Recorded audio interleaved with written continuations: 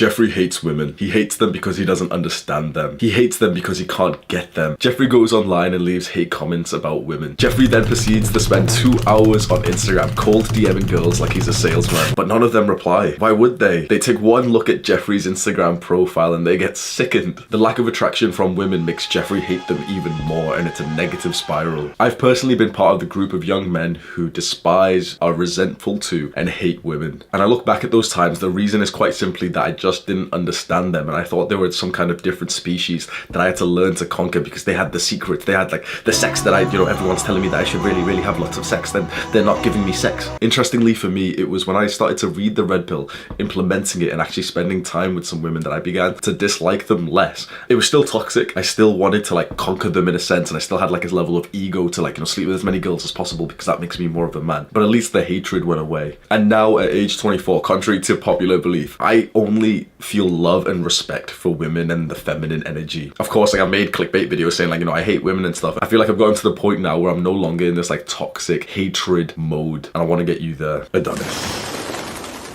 Adonis understands women like Jeffrey understands video games. He can't feel hate for his other half. Adonis is a superior man. He loves his woman like black pillars love their excuses.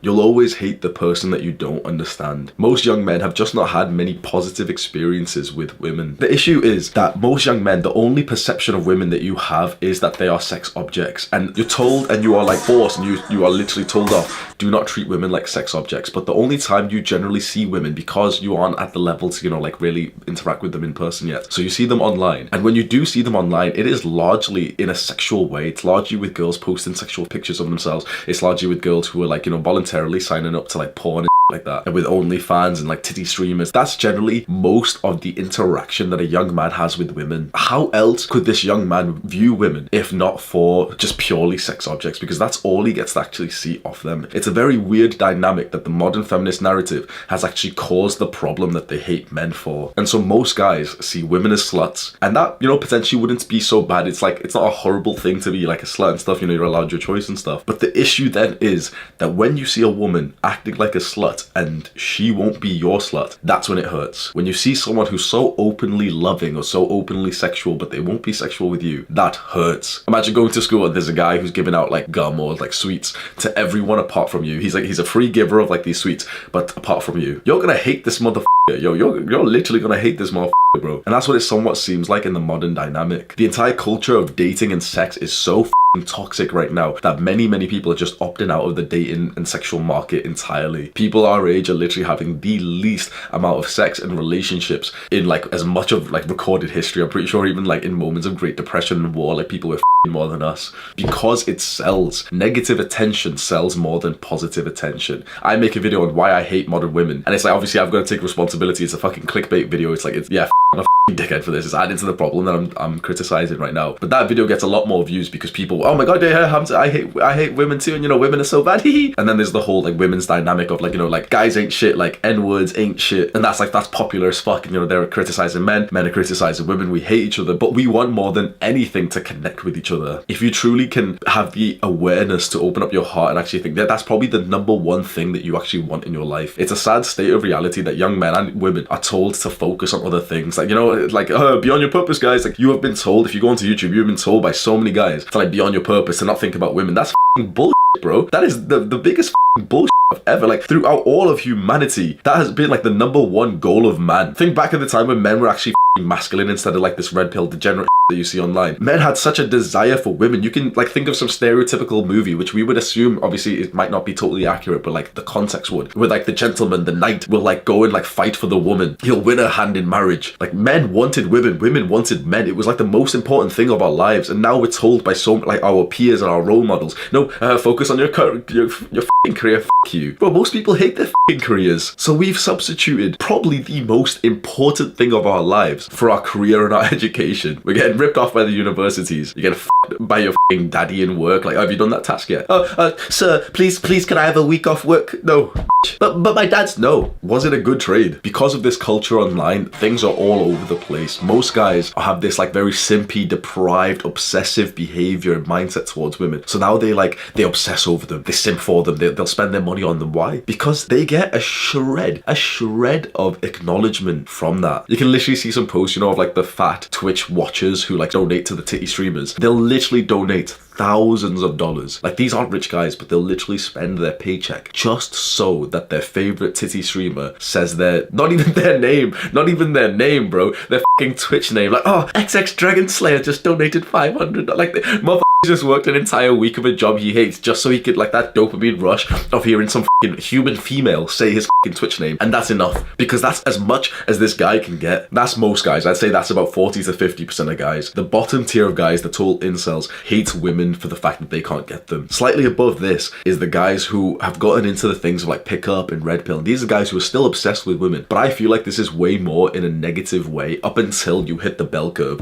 where now you're starting to see women as like a trophy, as like something to conquer, as like a goal to get. And I'm not gonna lie, I feel like a lot of guys do have to go through this phase. I've criticized this phase and I've told you don't go through the boy phase, it's not fulfilling and stuff. But I've got a fair amount of comments which are totally valid, which are saying like, Hamza, you experienced it, and fair enough, you can tell us your learning lessons, but like, you have experienced it, like we haven't. We have to. And it's like this analogy of me having this water bottle. You're thirsty as f***, I'm like nice and hydrated, and I'm like, nah, water's not that important, bro.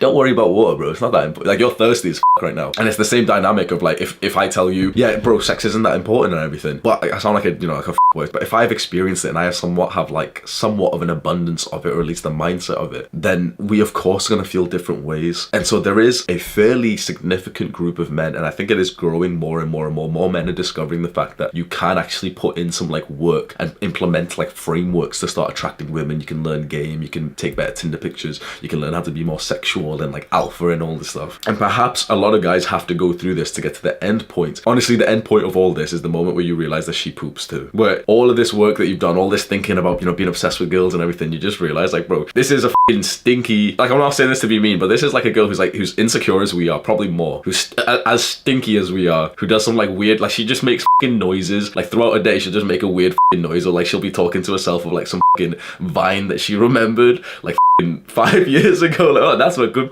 smell. Wait, what's that fucking mean, bro? Like, oh, that mac and cheese is what good sounds like. It seems to me like the shortcut of getting to this like fulfilled, normal, healthy place is just where you have two healthy, loving parents who raised you in like a nice, untraumatic way. That's a privilege that a lot of us motherfuckers don't have. And so if you are somewhere around the middle, or maybe in like the hopeless end of like the black pill incel stuff, I think the process of not hating women is just about moving as closely as possible to here. I would say with everything that I've learned, I've spent years reading the red pill, I've spent years actively trying to like pick up girls, and I'd say honestly more than most guys have. Not like, success-wise, even success-wise, honestly, but like, you're not allowed to say that online because people will say that, you're lying or something. Oh, Hamza, like, shut the f*** up, bro. But in terms of like the amount of effort and the consistency and the routine that I put into it, and I was going out 2-3 times a week speaking to like 20 girls a night, and I still do it now. It's like, oh, maybe there is people online who like lie about this shit, and like you're supposed to like show receipts, and it is like a bit cringe to do so. I'm on that shit, bro. This and fitness are the two things that I really dedicated my like adulthood to, from the age of like 17, 18 to like now. Is the two things. And I can tell you right now, with everything that I've learned, everything that I've implemented, potentially the most beneficial has been specifically learning how to love in like a healthy way, and how to heal the weird fucked up like my perception of love by like the abuse that I went through as a child. I know that this just got dark. The thing is, most people were abused as children. If you were shouted at by your parent, that's normal right now, being shouted at by your parent by misbehaving. That up your mind. Once you start therapy, which I did about 6 months ago or something, and you start learning about complex PTSD and mental health issues and anxiety and attachment styles, you begin to look around and start observing people, and you think like, what the f***? Everybody is f***ed up. Like, it takes me back when I meet someone who isn't f***ed fucked up in the head. It's rare for me to, and of course that could be, you know, my selection bias. Maybe I'm not attracting those type of people into my life. I'd potentially think so because I'm still, you know, they're still coming into my life. It just seems like the raw number of people who were just abused by their parents in a way that isn't so clear. So the abuse that I suffered was very, very physical, but it was also like mental, emotional, manipulative, controlling and everything. But it was very physical, so it's very apparent. And so I've had a lot of people say to me that they haven't had it as bad as me because they never got beat. But if you've experienced things like emotional abandonment, where you felt like your parent, your caregivers just weren't really there for you, they weren't able to love you consistently, if they scared you, if they shouted at you, if you felt like you couldn't go to them, you know, you can admit that you messed something up. You know, it's this idea like parents don't want their children to lie, but when their children do go to them with the truth, they get punished, they get like told off, they get shouted at, screamed at, threatened. That really fucks up a child's brain, like for life. And if you've went through things like this, trust me when I say it directly controls your dating and sexual life. It'll take me far too long to explain every dynamic here about like attachment styles and everything, but perhaps I'll do more videos on this because I know that a lot of people are interested in this. But up until then, just do some exploration in your mind and just think, okay, how was my childhood and how could that affect my current dating and sexual life? And I think if you take some time to be introspective and just stare at your fucking wall and journal, you might come up with some things that really upset you, that really make you feel uncomfortable. And if you do feel those feelings of disgust and discomfort, just know that you're exploring the right things, and perhaps go even further than that when you're ready. Do the hard work, especially when you don't feel like it. Mwah.